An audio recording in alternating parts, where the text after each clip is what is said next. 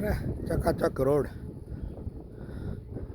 નવો હોય ત્યારે લાગે. એક ખાસિયત ખાસ જોવા મળી કે ઉછરેલા મોટા થયેલા ઝાડને રોડ બનાવવા માટે કાપવામાં નથી આવ્યા. એ સારી વાત છે. સવારમાં જ રોડ બનાવવાનું કામ લાગે છે ત્યાં સુધી આખી રાત ચાલુ છે. આ લોકો કાયમ અહીંયા સવારે ક્રિકેટની પ્રેક્ટિસ કરે છે. રમતગમતને પ્રાધાન્ય 100% આપવું જોઈએ જીવનના ઘડતર માટે.